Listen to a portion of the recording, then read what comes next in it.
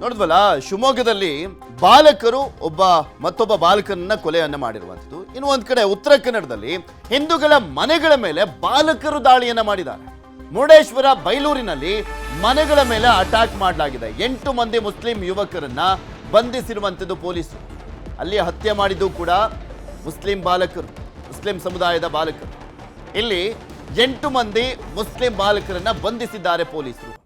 ಬೈಲೂರಿನ ತಿಂಗಾರ್ ರಸ್ತೆಯ ಅಕ್ಕಪಕ್ಕದ ಮನೆಗಳು, ಹಿಂದೂ ಮನೆಗಳ ಮೇಲೆ ಕಲ್ಲು ತೂರಿದ್ದಂತ ಮುಸ್ಲಿಂ ಬಾಲಕರು 8ರಿಂದ 10 ಜನ ಏನೋ ಹೋಗಿದ್ರಂತೆ. ಹಿಂದೂ ಸಂಘಟನೆಗಳು ಆಕ್ರೋಶವನ್ನು ವ್ಯಕ್ತಪಡಿಸಿವೆ. ಠಾಣೆಗೆ ಮುತ್ತಿಗೆಯನ್ನು ಹಾಕಲಾಗಿದೆ. ಮುರುಡೇಶ್ವರ ಪೊಲೀಸ್ ಠಾಣೆಗೆ ಮುತ್ತಿಗೆ ಹಾಕಿ ಕಿಡಿಕಾರಲಾಗಿರುವಂಥದ್ದು. ತಡರಾತ್ರಿನೇ ಆರೋಪಿಗಳನ್ನ ಬಂಧಿಸಿದ್ದಾರೆ ಪೊಲೀಸರು. ಅರೆಸ್ಟ್ ಆಗಿರುವಂತ 8 ಮಂದಿಯೂ ಕೂಡ ಅಪ್ರಾಪ್ತರೇ. ಇಲ್ಲಿ 8 ಮಂದಿನೂ ಅಪ್ರಾಪ್ತರೇ. ಯಾವ ರೀತಿಯ ಮನಸ್ಥಿತಿ ಬದಲಾಗ್ತಾ ಇದೆ ಅಂದ್ರೆ ನಿಜಕ್ಕೂ ಮುಂದೆ ಎಲ್ಲೋಗಿ ತಲುಪ್ತಾರಪ್ಪ ಈ ಬಾಲಕರು ಯುವಕರು ಅನ್ನುವಂಥ ಪ್ರಶ್ನೆ. ಮುಂದಿನ ಭವಿಷ್ಯವನ್ನ ನೋಡಬೇಕಾದ್ರೆ ಇನ್ನು ಎಂತೆಂಥ ಪರಿಸ್ಥಿತಿಯನ್ನ ನೋಡಬೇಕಾಗುತ್ತೋ ಏನೋ. ಇದೇ ರೀತಿಯಾಗಿ ಆಗ್ತಾ ಹೋದ್ರೆ, ಈಗಲೇ ಪಾಠ ಕಲಿಸ್ದೇ ಹೋದ್ರೆ, ಈಗಲೇ ಅವ್ರನ್ನ ಸರಿದಾರಿಗೆ ತರದೆ ಹೋದ್ರೆ ಸಮಾಜಕ್ಕೆ ದೊಡ್ಡ ಘಾತಕರಾಗ್ಬಿಡ್ತಾರೆ, ಇವರು ಗೂಂಡಾಗಳಾಗ್ಬಿಡ್ತಾರೆ.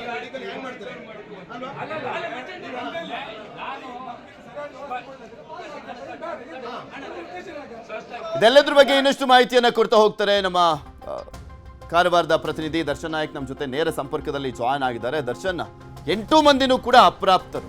ಯಾವ ಕಾರಣಕ್ಕೆ ಕಲ್ಲು ತೂರಾಟವನ್ನ ಮಾಡಿದ್ದಂತೆ? ಏನಾದರೂ ಅಂದ್ರೆ ದ್ವೇಷ ಇತ್ತ ಅನ್ನೋ ಕಾರಣನ, ಅಥವಾ ಹಿಂದೂಗಳ ಮನೆಗೊಟ್ಟಿನಲ್ಲಿ ಟಾರ್ಗೆಟ್ ಮಾಡಬೇಕು ಅನ್ನುವಂಥ ಕಾರಣಕ್ಕೋಸ್ಕರ ದಾಳಿಯನ್ನ ಮಾಡಲಾಗಿದ್ದಂಥದ್ದ? ಏನು ಅಪ್ಡೇಟ್ ಸಿಗ್ತಾ ಇದೆ ಇದ್ರ ಬಗ್ಗೆ?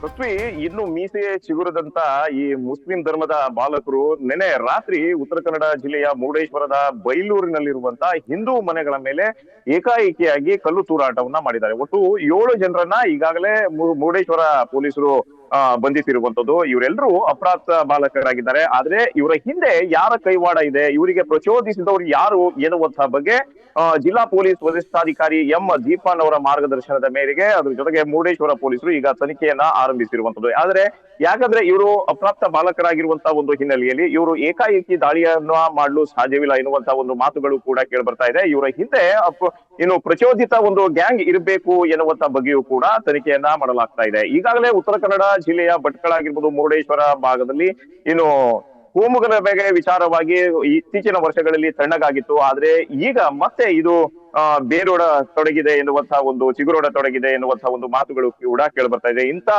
ಘಟನೆಗೆ ಮತ್ತೆ ಏನು ಅವಕಾಶವನ್ನ ಮಾಡ್ಕೊಡ್ಬಾರ್ದು ಎನ್ನುವಂತಹ ಒಂದು ನಿಟ್ಟಿನಲ್ಲಿ ಉತ್ತರ ಕನ್ನಡ ಜಿಲ್ಲೆಯ ಭಟ್ಕಳ ಆಗಿರ್ಬೋದು, ಮುರುಡೇಶ್ವರದ ಹಿಂದೂ ಪರ ಸಂಘಟನೆಯವರು ತಡರಾತ್ರಿ ಒಂದು ಪ್ರತಿಭಟನೆಯನ್ನ ಮಾಡಿದ್ರು. ಅದ್ರ ಜೊತೆಗೆ ಏನು ಮುರುಡೇಶ್ವರ ಪೊಲೀಸ್ ಠಾಣೆಗೆ ಮುತ್ತಿಗೆ ಹಾಕಿ ಕೂಡ ಪ್ರತಿಭಟನೆಯನ್ನ ಮಾಡಿದ್ರು. ಯಾಕಪ್ಪ ಅಂದ್ರೆ ಇಂಥ ಘಟನೆ ಮತ್ತೆ ಮರುಕಳಿಸಬಾರದು ಎನ್ನುವಂತಹ ಒಂದು ನಿಟ್ಟಿನಲ್ಲಿ ಅದು ಯಾರೇ ಆಗಿರ್ಲಿ, ಮುಸ್ಲಿಂ ಧರ್ಮದ ಯಾರೇ ಪ್ರಭಾವಿ ಆಗಿರ್ಲಿ, ಯಾರೇ ಆಗಿರ್ಲಿ, ಅವರನ್ನ ಬಂಧಿಸಬೇಕು. ಅವ್ರ ಜೊತೆ ಅವ್ರ ವಿರುದ್ಧ ಒಂದು ಕಠಿಣವಾದಂತಹ ಒಂದು ಕ್ರಮವನ್ನ ಕೈಗೊಳ್ಳಬೇಕು ಎನ್ನುವಂತಹ ಒಂದು ನಿಟ್ಟಿನಲ್ಲಿ ಹಿಂದೂ ಪರ ಸಂಘಟನೆಯವರು ಆಗ್ರಹವನ್ನ ಮಾಡಿದ್ರು. ಅದ್ರ ಜೊತೆಗೆ ಈ ಮುಸ್ಲಿಂ ಬಾಲಕರು ಏನು ಕಲ್ಲು ತೂರಾಟ ಮಾಡಿದ್ರು, ಅವ್ರೆಲ್ಲರೂ ಕೂಡ ಉತ್ತರ ಕನ್ನಡ ಜಿಲ್ಲೆಯ ಮುರುಡೇಶ್ವರದ ಏನು ಬೈಲೂರು ಆಗಿರ್ಬೋದು, ಅದೇ ರೀತಿ ಬಸ್ತಿಮಕ್ಕಿ ಆಗಿರ್ಬೋದು, ಇದೇ ಆಸುಪಾಸಿನ ಗ್ರಾಮದವರು ಎನ್ನುವಂತಹ ಒಂದು ಮಾಹಿತಿ ಈಗಾಗಲೇ ಲಭ್ಯವಾಗಿರುವಂತದ್ದು. ಈಗಾಗಲೇ ಪೊಲೀಸರು ತನಿಖೆಯನ್ನ ಕೈಗೊಂಡಿರುವಂತದ್ದು. ಇವರ ಮೇಲೆ FIR ಕೂಡ ಈಗ ದಾಖಲಾಗಿರುವಂತದ್ದು. ಆದ್ರೆ ತನಿಖೆ ಮುಂದೆ ಆದ್ರೆ ಇದರ ಹಿಂದೆ ಯಾರಿದ್ದಾರೆ, ಪ್ರಚೋದಿತ ಗ್ಯಾಂಗ್ ಇದೆಯಾ ಎನ್ನುವಂತ ಬಗ್ಗೆಯೂ ಕೂಡ ಏನು ಸೂಕ್ಷ್ಮವಾಗಿ ತನಿಖೆಯನ್ನ ಕೈಗೊಂಡಿರುವಂತದ್ದು. ಪೃಥ್ವಿ.